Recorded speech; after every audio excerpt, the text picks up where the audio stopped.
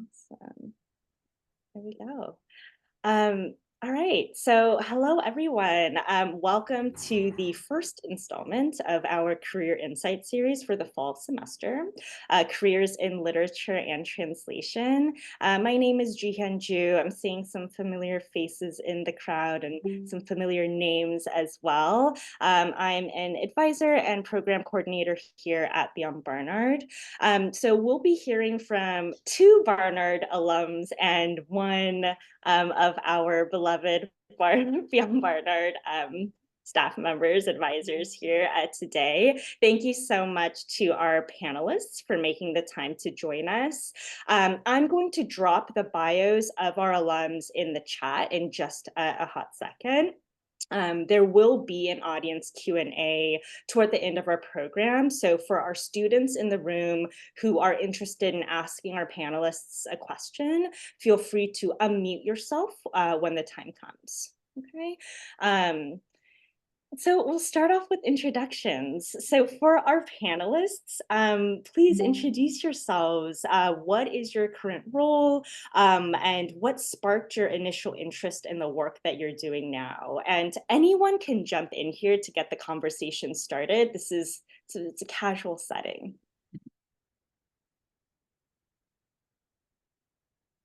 Well, should I go first since I'm unmuted? Hi, everybody. I'm Victoria Coe. I'm a proud Barnard graduate. I am currently excited about my career in children's literature.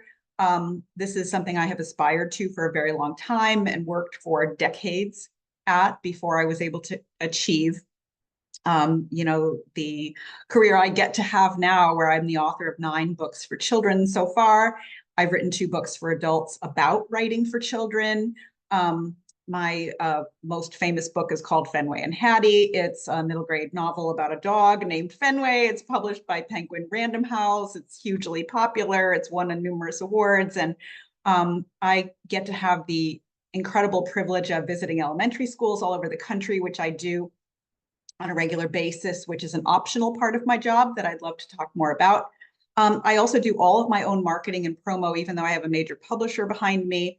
I have an MBA in marketing from Columbia, and I use that as a huge part of my job, which is, again, totally optional. And I can talk a lot more about that later.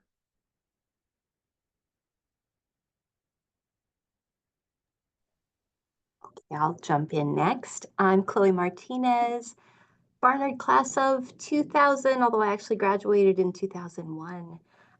So nice to be even virtually back at Barnard. I loved my time there so much. I'm a poet, I'm a translator, I'm an editor, I'm a scholar. I work at a college, at Claremont McKenna College in Claremont, California, right outside LA. What sparked my interest in doing all these things? I think I always wanted to write poetry and was obsessed with language. And then at Barnard, I took a class on Hinduism and got really interested in the study of South Asian religions, got my PhD in that area, and have been kind of making my way between academia and writing life ever since. So that's a little on me.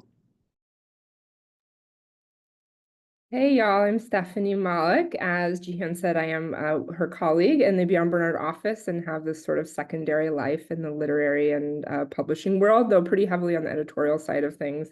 Chloe, your story and mine are relatively similar. Your story doesn't sound simple. But I pursued a PhD in Latin American literature and sort of have had my hand in translation editing and literature on the side for many years in a way that connects me to books and connects me to academia, where I'm not worried about tenure in a way that makes me very happy. So I'm very happy to be Jihyun's colleague and then get to be able to be the translations editor at the Common Magazine, which is a wonderful publication at Amherst College. We are so proud of the global literature that we publish both online and twice yearly in print. I am also an editor of scholarly materials, book manuscripts, chapters, professors that are primarily early career working in progressive intersectional topics. looking to sort of get that first publication on deck, right, to help ferry their careers through to tenure. So I really love being in that support role. So that comes by way of editorial practice and also in being on the sidelines in a way where I get to help someone do something really cool. So I think my leaving academia really taught me that I liked being in this in the cheerleader position, which is effectively what, as an advisor, I do at Beyond Barnard and what I get to do in my literary life outside of it. And Stephanie's such a fantastic cheerleader for all of these things, just from working with her. But anyway, so I was really excited about this panel when I was putting everything together, because I feel like we have a really wide range of sort of expertise and roles within this field. So just thinking on your career trajectory thus far, what opportunities did you find, or have you found to be most valuable for you in getting involved in your current work? And this is actually a two-part question. So, and just thinking on the importance of like community in this work as writers, editors, scholars, teachers, I'm curious to know, how did you build your network? And again, anyone can start hopping in to get the conversation. I love this question so much. I hope you don't mind if I jump in. I could give a whole workshop just on this, but obviously I will not. But I'm happy to entertain questions. I have an MBA, as I mentioned before, and through my experience at Barnard, and then I went to Columbia right after graduation for the 2 years. Networking was just part of what we did. I would like to say that I did not come on it naturally. I thought of myself as an introvert. I never knew what to say. But I guess I learned by jumping in the deep end and making myself swim, especially at business school, that networking really is just about meeting people and just being yourself, and I found that it didn't mean I needed to connect with everyone. I can't connect with everyone. But since I have been in the children's literature world, I find it easier than ever to build a network because, number one, writing is something that you do by yourself. And I find that people who are passionate about writing tend to want to connect with other people who are passionate about writing, because it's only another writer who knows what it's like, to struggle through the words and finish your manuscript, or to make it better or reimagine it or try to figure out how to position it in the marketplace. Only someone else who's going through that can do it. And I've also found that people who are passionate for writing for children in particular, I can't speak about writing for adults. We do it because we love it, because we love stories, because we love kids, we love reading. We remember when it was like when we were kids. We remember characters that made an impression on us and stories that helped us discover that we liked reading. And those are the reasons that most of us want to write for children. And that's such an authentic feeling that, most people get into it for that reason, not because we want to become rich and famous. Spoiler alert, hardly anyone gets to be rich and famous. But when you have that attitude, it's so easy to make connections. And I have found that I've made some of my absolute best friends today through the children's publishing world. Aside from that, once I got my first book contract, I needed to build an audience of gatekeepers. So, we refer to in the children's market that I'm in, we refer to gatekeepers as anyone who buys books for children: librarians, teachers, parents, grandparents. Those are the people who buy the books, not the 8-year-olds. So I didn't know how to do that at first because my own children were older and not in elementary school anymore. I didn't have any personal contacts. So I did everything online, which is what everyone does today anyway. I shouldn't say everything. I also went to teacher conferences. I found opportunities where an author could speak or do a book signing, and I met a lot of people in real life. But as far as the content I created online, and again, I had a marketing background, so it was very easy for me to think of who is my ideal gatekeeper, who are those gatekeepers who were going to love my book. And since my first book was a story about a dog named Fenway, I thought my ideal gatekeeper might be someone who loves dogs, someone who loves books and reading with kids. And because his name is Fenway, I thought, well, anyone who has a connection to Boston might be interested. So for the very beginning, I posted content about dogs, books, and Boston. And I did that every single day. And I started reaching out and building my network. And then after my first book was published, I was very actively involved online. And I noticed that the teachers who were reading my books and recommending it to other teachers were reading it out loud to the kids. And it became a popular read aloud. So then I started offering incentives to any teacher who read my story aloud in the classroom. I would do a free virtual, chat with the kids, and it just snowballed from there. So I guess what I would like to say is that it's very entrepreneurial. Look for opportunities. Think of who your ideal client is, and then think about what opportunities can I see that I can take advantage of. Again, I could go on, but I'm not going to.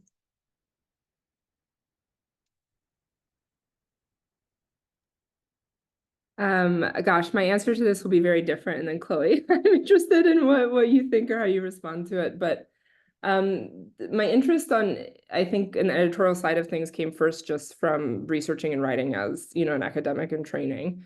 And now what I think I would call myself a public intellectual, I think. Maybe not, I'll revise that. But that really started, I think, very early in graduate school, and that was everything from helping my friends format their bibliographies, where I learned that copy editing sucks. I don't like it, and it's not for me. I'm much more developmental editor, someone who likes to think about structure and argument and authorial tone and voice, and how to help someone scholastically bolster, right, what they're writing. I'm not a line-by-line person. But doing sort of little projects like that for my friends, and then eventually talking to faculty and supporting faculty in the research of their manuscripts, right? And maybe some sort of developmental editing around their projects. And then that eventually blossomed into me being on the editorial side of things at this really wonderful online magazine that was a part of the American Studies department at the University of Texas at Austin, where I was, called The End of Austin, kind of a sociological exploration of what the city's changing landscape looks like. It's a very hot topic there. People love to talk about the way Austin is changing all the time. Now it's certainly like the tech face value that it has that people criticize a lot. So these were kinds of these initial little steps, but I wasn't taking those steps because I thought this is what I want to work in. I was just doing it because I was genuinely interested. And my favorite part about The End of Austin in particular was I'd meet with artists or activists or writers who were dealing in this topic of the changing nature of Austin. And I would go on walks with them or go to their studios. It was like me developing this kind of editor-author relationship that isn't so typical, certainly not at a big publisher. But it was that person-to-person kind of support and connection that I thought, oh, actually this is the thing that I like about it. Again, it was just me exploring something that seemed interesting and, specific to me and my experiences. I was figuring out, what it means to be a graduate student over the course of almost a decade. And then from there, that became me working in scholarly publishing at the University of Texas Press. And then eventually I went to the LA Review of Books, and, have found my way into the higher ed side of things while still maintaining, like I'm saying, this foot and in this particular side of editorial work, where I get to have, I think, a really healthy relationship with it. But it just started from curating little seeds of interest, and talking to people who were, not unlike what Victoria's saying, other people who do the same things as you, and just trying to really explore interest rather than it being a means to an end. I'm really putting my advisor hat on right now when I'm saying things like this, but it's really true.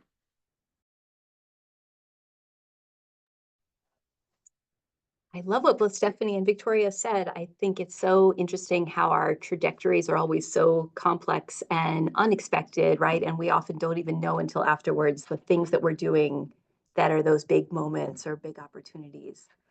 My trajectory has been maybe particularly unusual because as I said, like when I went to Barnard, I think in the back of my head, I always thought I wanted to be a poet or writer, do something literary. Then I got super excited about India and started learning Indian languages. And I was studying with Jack Hawley, who just retired from Barnard, I think. Wonderful faculty member in the religion department. Because of something I read in his class that, I read this medieval woman poet named Mirabai, who I'd never heard of, who's really important in India still today. And I was just fascinated by this one little thing that was new to me, and I didn't have context for it. Because I was interested in her, I went down this rabbit hole of learning Sanskrit, learning Hindi, because, because my advisor worked in these materials, he had a graduate seminar on medieval Hindi. And so I took that as an undergrad, which meant I got to learn this language called Braj Bhasha, which is not, it's like a little weird medieval literary dialect that I needed to read this poet that I would probably never have gotten anywhere or even learned about.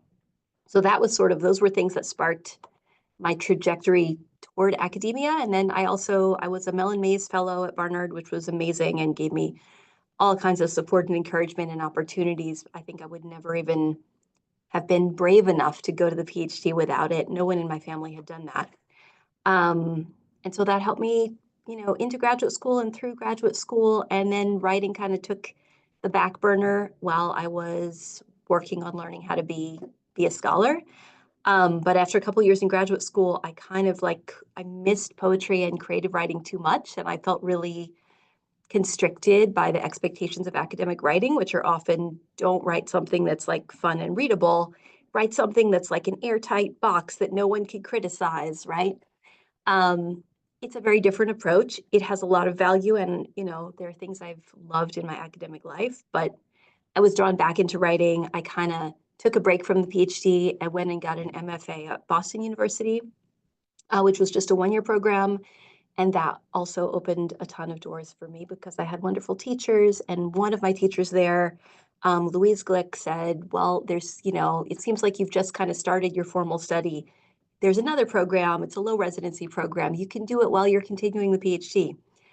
So I did the second low residency MFA, which is like an MFA program where instead of being in residence, moving to where your college is, right? You enroll and usually it's like 2 years or so, and you go maybe twice a year, and you have these like 10-day kind of, we would call it like writing camp, where everybody would come together, have lots of workshops and classes and community and work with your advisors. And then you go home and you're communicating with them through letters and packets of work usually, or I guess now it's emails. I'm so old. So that too was incredible for me in understanding what it might be like to be in a community of writers, which I just didn't know about, how supportive that community could be, the ways in which I could be involved in that larger network of people. Just as Victoria said, like excited about the things I was excited about, doing it really for the love of it, because it's not a lot of money in poetry. Um, and that was really important for me. And then I kind of like continued with both of those things. Maybe the last thing I'll say, I'm going on for a long time, is something that's been really valuable for me in recent years is that I was in teaching positions that were non-tenure track visiting positions for a while, and I was writing in the background. And then I was able to find this position at my current institution where it's a staff position. I'm associate director of programming for the Writing Center. And then I also teach like 1 to 2 classes a year. Because of that position, right now, I feel like I'm able to keep my teaching side alive, which I love. I'm teaching a course on Sikhism right now, which is one of my favorite things to teach about. And I also have a lot of space to be a professional writer and attend writing conferences and, use professional development funding to do stuff I need to do for my own work, publish books, work on translation projects, all the things I want to do. And so I'm doing all of that now. Beautiful. Thank you all so much for those like comprehensive, like very comprehensive responses. So I feel like it's different as your approaches were to that question. A commonality that I'm hearing is that each of you sort of took the time to generate your own strategy in building your career path in this industry. And allowing yourself a lot of flexibility with that, which is always really fantastic to hear. So moving on, I'm curious to know what your day-to-day work looks like in your respective roles. And this is also a two-part question. If you juggle a day job along with your work in this field, which I know, a couple of you do, how do you compartmentalize so that you're giving enough space and time to your creative work?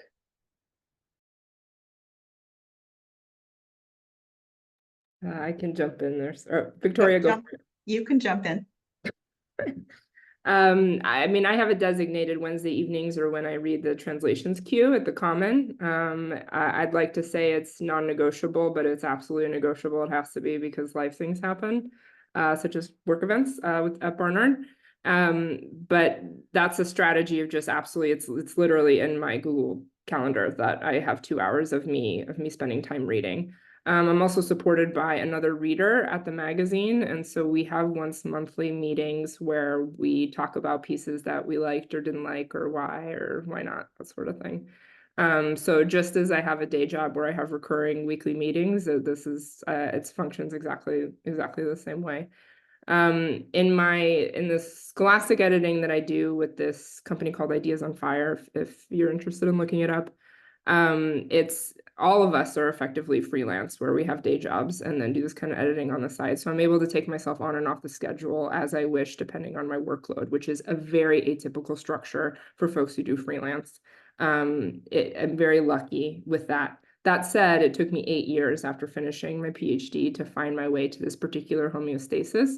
So it's not something I'm going to say that's achieved really quickly. It's going to take you a while if you're interested in this kind of compartmentalized engagement with the literary or publishing or editorial world, plus another kind of day job. That's how it happens. And that work strictly happens on the weekends and at night.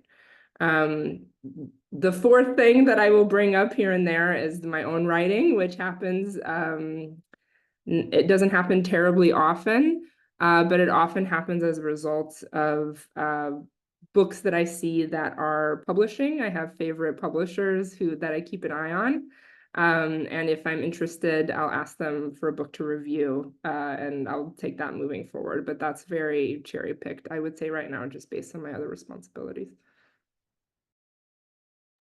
Well, now I'll jump in to be completely different.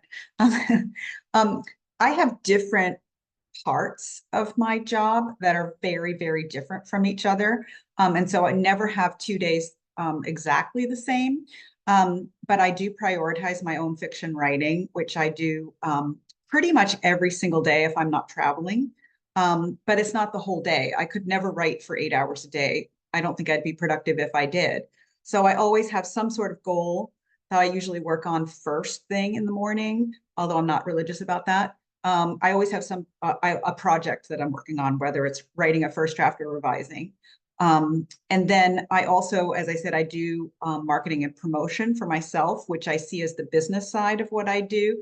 And I've also taken on a client. I work for another children's author also because I love doing marketing so much. And I guess I'm good at it. So I work for her as well. I should also mention that while I was pursuing publication for many, many years, I worked freelance as a marketing consultant for a nonprofit organization. So I had that going, but unfortunately had to let that go after my first book got published because my clients they just would not allow me to have a schedule. And I said, sorry, got to have a schedule. And then the other revenue stream that I have is, I'm very fortunate that my books earn money. It's not true for everyone. So I have that revenue stream. Then I charge my client. And so I earn money from her and I have another client on board. And then the other main source of my income, I would say, is speaking. So I visit elementary schools on the regular. So during the school year, it is seasonal, I travel. And I'll spend usually a whole day at an elementary school. I also do virtual visits, and they pay handsomely. I hate to say that, but they do.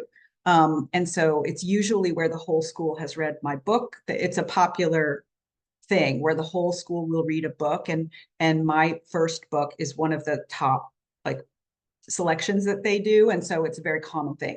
So when I go, I get to be Taylor Swift for the day and speak to the kids, and they think I'm rich and famous, and I just love love, love getting the kids excited about reading. It's absolutely my favorite part of my job. So those are the ways that I earn money. And those are the ways that I spend my time. I love that I get to switch gears because I find that writing fiction takes a certain amount of energy and creativity. And part of writing, I would say, is also the partnerships that I have with certain other writers that I consider to be like partners or colleagues that we exchange. We read each other's manuscripts. We bounce ideas off of each other. I couldn't write without that. So that's part of that. But then when it gets down to marketing, creating content, updating websites, doing things like that, it's so different that I find that that's the kind of work I love to do in the afternoon. Or even if I'm traveling, sitting at the gate at the airport, I love to bang out some content. So those are the different parts of my job.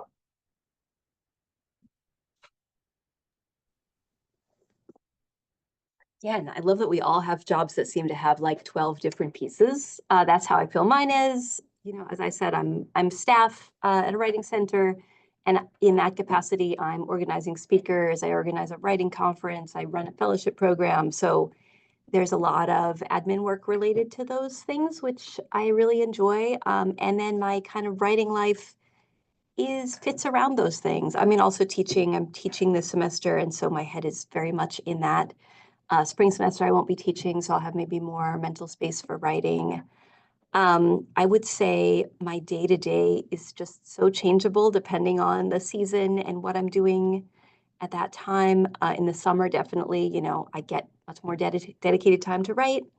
In the spring, I get a little bit more. Um, in the past year, I've been co-editing an anthology of essays and writing prompts on writing and ADHD. That is a thing I never expected to do. I presented at a conference and an editor asked us, did we want to do this book? So for the past year, that's been the main thing in the background and extra corners of my time, and any free time I had went to that process. And now that's mostly done, and right now I'm assistant editor for a literary magazine called Poetry Journal. So that also is a kind of like ebb and flow, and we're working toward an issue.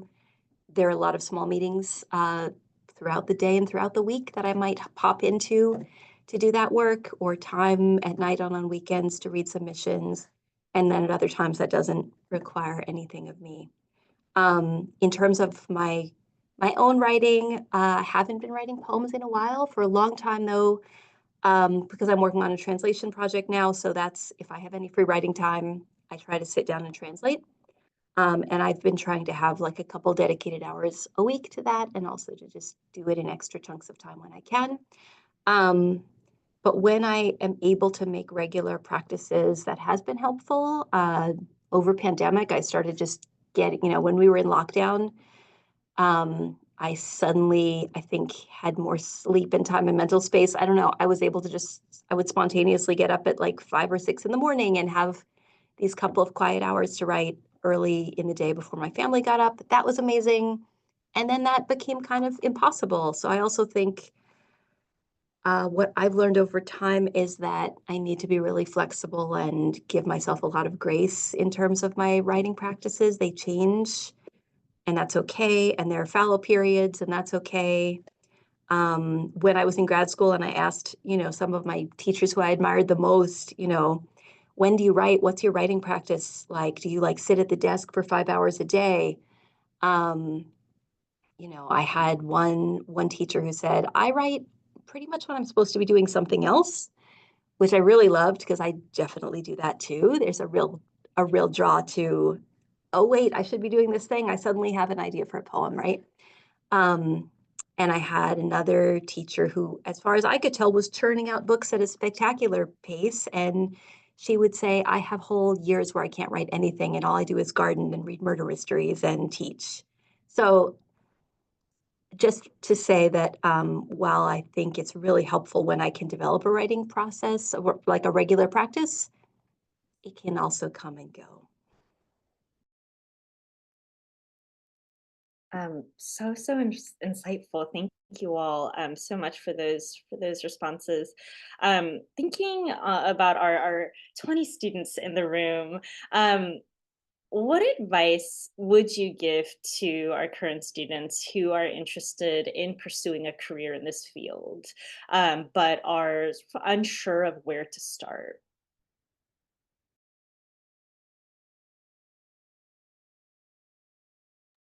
I guess I'll jump in again. If anyone there wants to write books for children or young adults, um, I would suggest the very first thing that you do is read books for children. Don't be embarrassed to go to the children's department in the library or in the bookstore, because you need to know what's being published today, not what was being published 10 years ago when you were a kid, because the market is changing really, really fast. So you really do need to immerse yourself in all the different genres and formats, because new things are coming out all the time. That's the number one thing that you should do. The next thing that I think that you should do is write. So whenever you have spare time, or in the summer or winter break or whenever, work on your stories, work on your ideas, keep a journal, keep a notebook. Always have notebooks just for myself. I don't write stories in them. I think in my notebook. I haven't mentioned this before, but I was a math major. Um, I could talk more about that, but I love math. I love being a math major. And I was the student who always showed my work. Like, math teachers love that, right? I was also a TA at Columbia for 4 years. I love when students show their work. I always show my work. I show my work when I'm writing. I think, I ask questions. I come up with as many different answers. I think through an idea in the notebook. That's a huge part of what I do, and I would suggest that to anybody. And then the third thing that I would suggest that you do is take a class. So whether you're taking classes at Barnard, there are so many online organizations that offer classes in writing for children. And in those classes, you can pursue a project that you were already working on, or an idea, but you will also learn from your teacher and from your fellow students. That's the very first way that you network, is meet other people who are also writing books for children. Join a writing group. A lot of writing groups start in classes like that, and the students kind of chat offline and say, hey, a couple of us are going to start a group. And if you have a group that maybe you meet online once a month, or every 2 weeks or whatever, talk about what you're writing, share writing, learn from each other. That's how I started. That's how almost everybody that I know started. And if anyone here is interested in working in the children's publishing world, of course, you're in New York, best place to be. Obviously everybody is competing for internships. That's what you got to do. Not just for publishers, but also literary agents, offer to be a reader. A lot of literary agents farm out reading, reading query letters, reading submissions. It's one of the best ways to learn. You could also join a writing organization. There's one premier organization for people who want to write books or illustrate books for children. That's called SCBWI, the Society of Children's Book Writers and Illustrators. You do have to pay to join, but their resources are endless. And they have a conference in New York every February, or end of January, early February. It's their semi-annual. It's not their main conference, but it's in New York. And a lot of top editors attend that conference. A lot of really well-known authors and illustrators attend that conference, and they give talks and workshops, usually over like a weekend. So I would definitely recommend checking those things out if anybody out there is interested in working in the children's publishing or writing field. I'll definitely co-sign looking for internships. That's a big part of what I do here at Beyond Barnard, or there at Beyond Barnard. I think my biggest piece of advice, and I see this with students, and I've seen it throughout my life being a part of publishing, is that I think there is this very strong desire to be on the editorial side of the desk when it comes to being in a publisher. There are other sides of the desk as well. There's the sort of developmental editing side of things, and the acquisition side of things. Then there's copy editing, there's design, and then there's marketing. And I think it can be very easy to say, I like reading and I want to be on the editorial side, but the marketers also do the reading because they need to know what it is that they're talking about. And there's a lot of really admirable intellectual components to all of these sides at a publisher. So I would say avoid the habit of being conclusive around the aspect of publishing that you're interested in, if in fact this is something that you want to pursue. and seek out internships, like Victoria was saying, being a reader, doing anything that can support what's happening in a publisher, in particular one that you like or whose mission you'd like to support. There's loads of independent publishers here in New York, but also all over the US. I'd be happy to provide a variety of websites where you can learn more about small independent publishers. Often, and this is definitely true in academic publishing, once you sort of get your foot in the door, it's very common to move between departments. It's not as though you're always wedded to one particular department inside a publisher. Maybe if you're a designer, that might be more true for you. But yeah, so I think my primary encouragement there is to think a little bit more liberally, more globally around the kind of work that you might do at a publisher, and like kind of no matter what site it is, you're going to make a lot of photocopies. That's just going to be true for the first many years that you're a part of things, and even well into your career. It's editorial packets are something that are very common when teams have meetings. So, and obviously I'm an advisor at Barnard. You all have access to me, so you're welcome to schedule appointments to talk further about this too.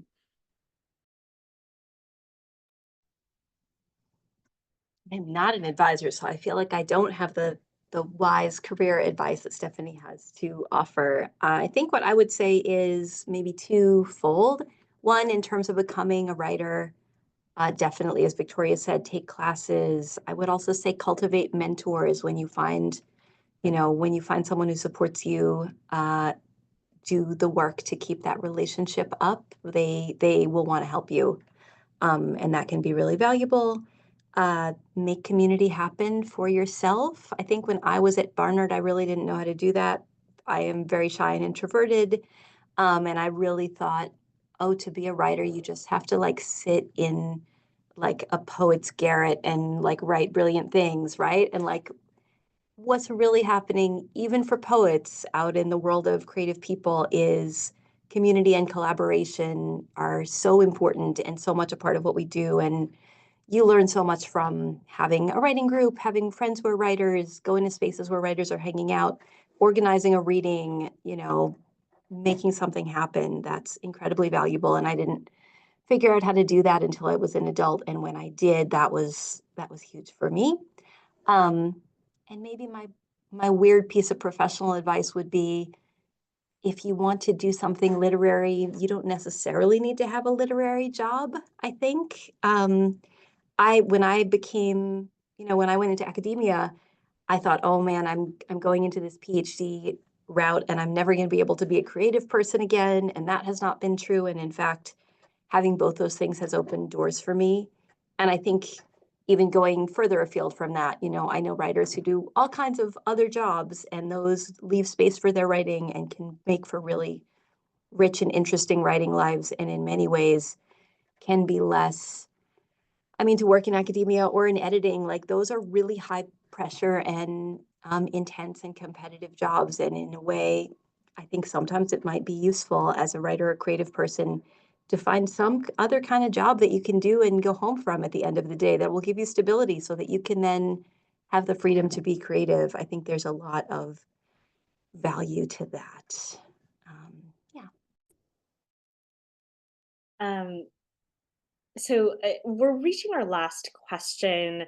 And then, I'd love for our students in the room to start thinking about your questions. You can even start dropping them in the chat as we sort of go over this last question here.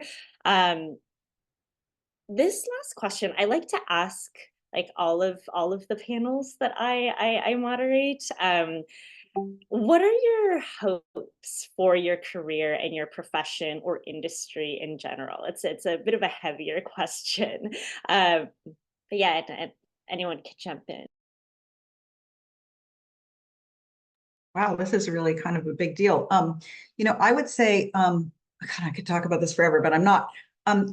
There's so much going on in education right now. I mean, starting with the pandemic and, now with book banning, and there's so much controversy about curriculum and how to best teach children how to read, and access to books is changing. And so, my greatest hope is that I just want to be a force for the joy of reading. And I do whatever I can to respond to teachers and support teachers, to provide, whether I'm talking to kids directly or whether I'm just providing little pieces of content that teachers can take and use then in the classroom, to just remind kids that, you know, if we can't discover at a young age that reading is fun, we won't continue to do it. And if we don't continue to do it, we won't become better readers. And, you know, and of course, I wouldn't say the rest of that, but the rest of it, as we all know, is that if you can't read, if you don't read by the time you're 9 years old, the odds are stacked against you. So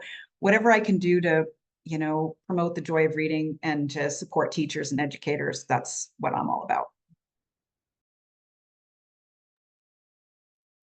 This is a very easy and central answer for me, which is we need to support our libraries. You're all a member of Barnard and Columbia's library, certainly, but please be a member of the New York Public Library. If you live in Brooklyn or don't live in Brooklyn, do that too. Libraries are such a central literary, social, economic hub for the communities that they're a part of.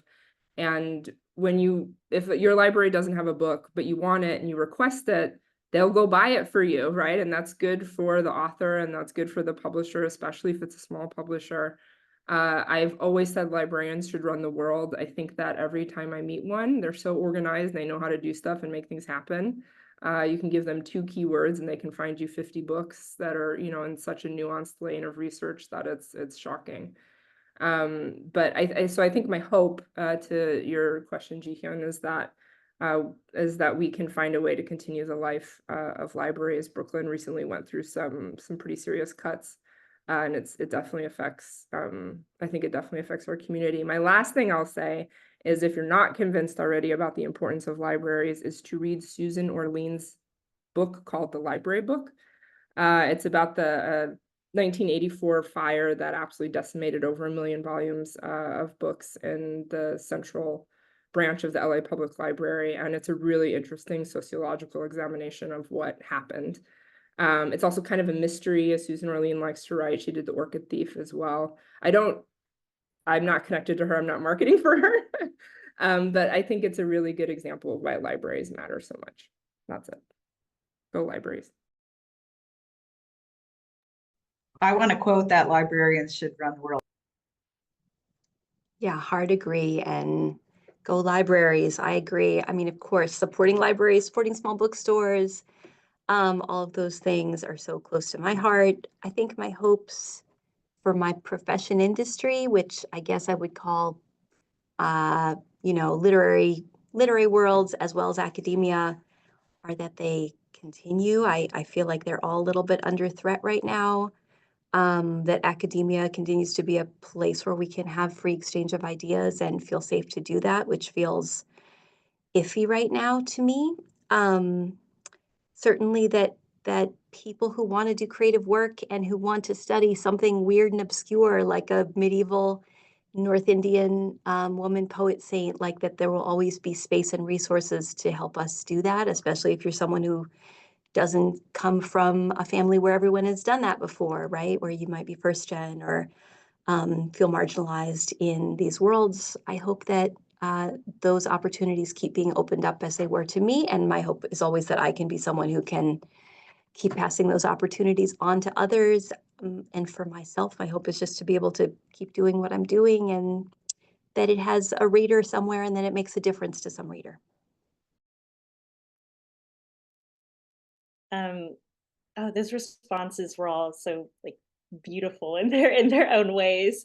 So thank you for that. Oh, I'm feeling all the feels. All right, so jumping into student questions. So I'm seeing in the chat, Lilibeth is asking, for those who work in translation, what was your doorway into that? Your PhD studies? What qualifications or connections open up those opportunities, and what skills or backgrounds were particularly helpful? And for our panelists, you can jump in as you feel is sort of relevant to you.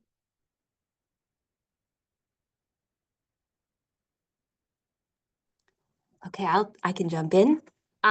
Definitely being able to pursue the PhD was helpful because along the way I got to do a lot of language study.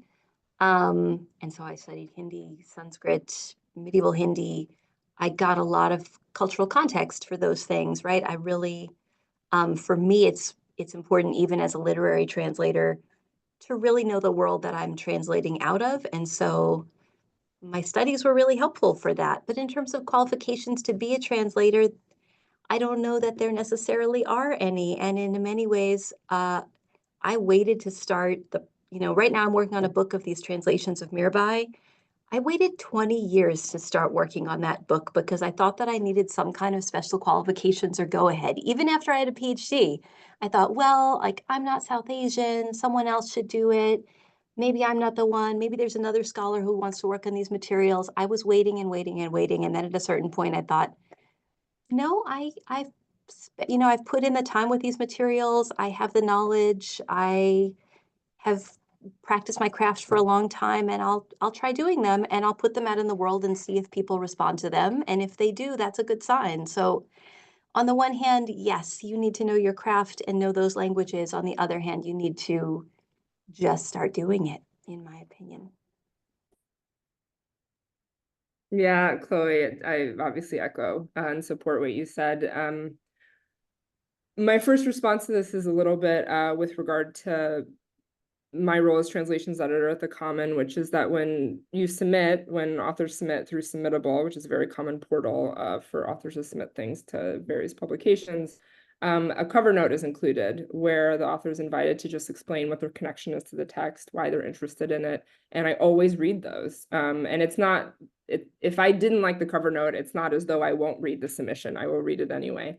But that's the moment where truly the feels happen, where I get to see why an author feels so strongly about something. And it's really wonderful to go into a text, even if ultimately we reject the text for any number of reasons. Very, very often it's because it isn't the right fit, which is absolutely annoying to hear and is true much of the time when it comes to rejections, right? If it just doesn't fit the mission or the sort of aesthetic or style or whatever of the magazine.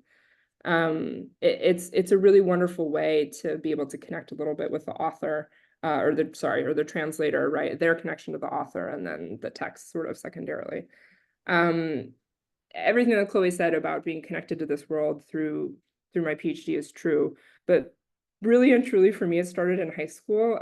This is I'm gonna say it now.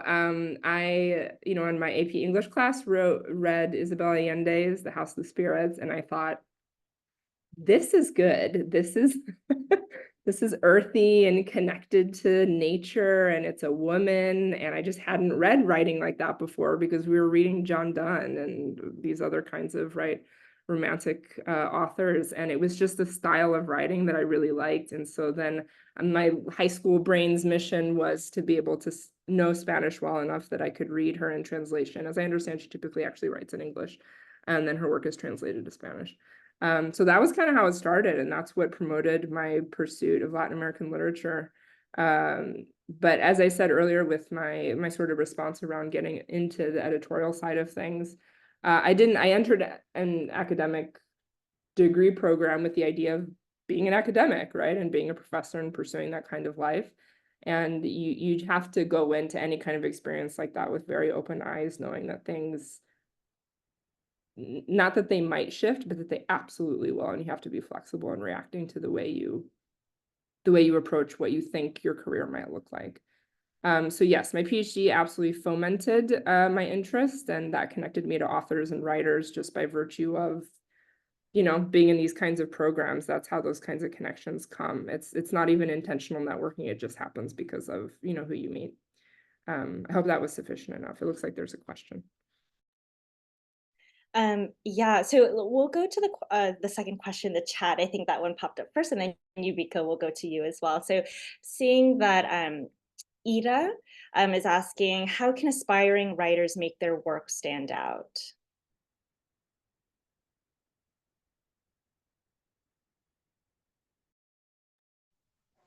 Can I assume that the question means just the quality of the work itself, or does it mean like marketing the work and making it stand out in the marketplace? Because they're two very different things. So I'm not really sure how to answer that. The quality, yeah. So for number one, if you're talking about fiction, the number one thing is authenticity. You need to write from your heart. even if you're writing a spooky story, or, you know, you're writing a mystery, or you're writing something hilarious, or, you know, there's so many different things that you can write about. But regardless of what it is, it connects from somewhere inside of you. You don't have to write about your own experience. I mean, I write from the point of view of a dog. Okay. So it's obviously not my experience, but like, but you have to use your heart. You have to, it has to be somehow relatable to you. When you pour your own emotion into your characters, it's going to come out, you know, and the care and the authenticity is what's unique to you. No one else can write the way that you do. And that is what's going to make your work stand out. Don't try to be someone else.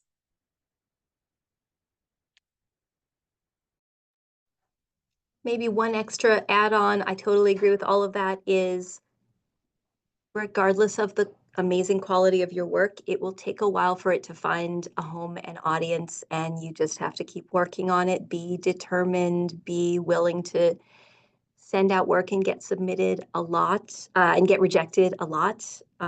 That's going to be part of the deal, no matter how much your work stands out, no matter how great it is, because there are a lot of wonderful writers out there, and it is going to be a matter of time and finding a fit with magazines and publishers and readers. And so be authentic, hone your craft, keep working at it, keep sending it out, and do not be deterred when it takes a while, because it does.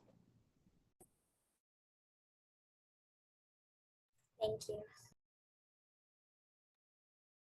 Great. Seeing a hand in our room, Yumiko. Feel free to unmute yourself.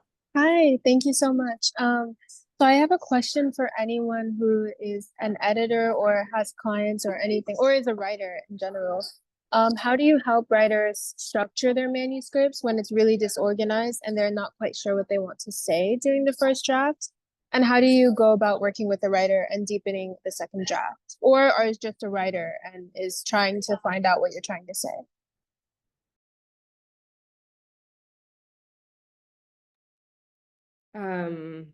Oh gosh, this is such a major part of what I do, at least with my work with Ideas on Fire. So this is as it relates really specifically to academic writing. But the number one way to help someone identify a structure is to ask them 100 questions. It's like kind of how therapy works in many ways. It can be a therapeutic relationship, right? Because very often, you know, when you're working in a bird's eye view when you first come to a manuscript, right, you don't have that interior knowledge, which is helpful. You're another mind that's outside that of the author, so they're so bogged down in details that as the editor, you don't have those sort of cumbersome, like that stickiness, right, that bothers them so much. So sometimes they think they're working towards argument one, where the argument that is actually being presented is argument two. So very often when I'm providing this kind of editorial feedback on the first time around, I will say, this is what I understood from your argument or from the way you structured it. Now tell me, what were your goals? And very often when they first bring a manuscript, they will fill out an initial form that asks them these sorts of things. So I can read that and then contrast it against to the way that I read it, right? As a fresh reader, who I should say is also, I'm only paired with manuscripts that are in my field specifically, either geographically or topically. So that I'm bringing scholarship that I know, right, to the manuscript and the expertise that I have to the manuscript. So it's a lot of me reflecting their own work back to them, right? It's essentially an exercise in close reading from my perspective, which is why I like it. That in and of itself is a very academic exercise, right? So I get to do that with someone else's work. And there's very often a delta between my read and between their goals. So it's like each draft is incrementally closer and closer to getting someone on the path that they both want to be on, and also a path that accords with their actual goals with the manuscript. There have been times where someone will say, this manuscript is about X, and I'll say, actually, it's absolutely about not even Y, it's like J. It's like many letters away in the alphabet.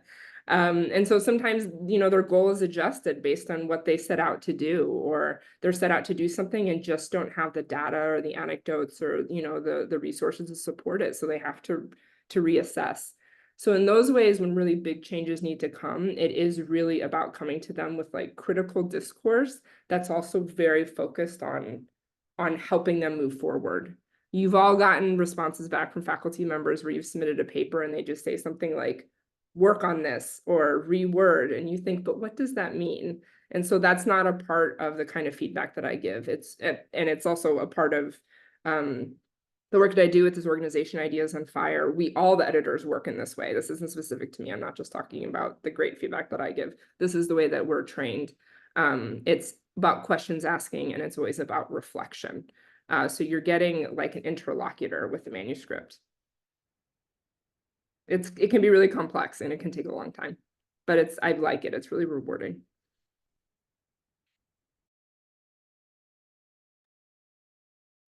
I think we have just one more minute. Chloe or Victoria, do either of you guys want to add to what Stephanie has said? I can't add to what Stephanie said because I don't do that. I don't edit, but I am a huge structure nerd. As I mentioned, I'm a math major. So if anyone's writing fiction, you need help structuring your fiction, I have a lot of resources about that. Contact me. If anyone has any questions about writing for children or about the children's marketplace in general, please contact me. I'd be delighted to talk to you, answer your questions, connect you with any kind of resources. I'm very available online. My website is victoriajco.com. That's also my handle on all my socials, and I have a YouTube channel, etc. Please don't be shy. And I too don't really do that kind of structural developmental editing. The editing I'm doing is usually a single poem or a short essay, so it's a little bit different, but I loved hearing Stephanie's wisdom on this. It sounded right on target and was helpful to me. And yeah, please feel free to reach out if you have further questions for me about anything at all. So nice to be here. Thanks for having me. Thank you again to our panelists for joining us today and providing such thoughtful insight. So for our panelists, you'll be hearing from me. I'll put everyone in one email so that you guys can exchange contact information. And for our students in the room, we hope to see you at our next Career Insights event. Everyone have a great rest of your day. Thank you all so much. Thank you.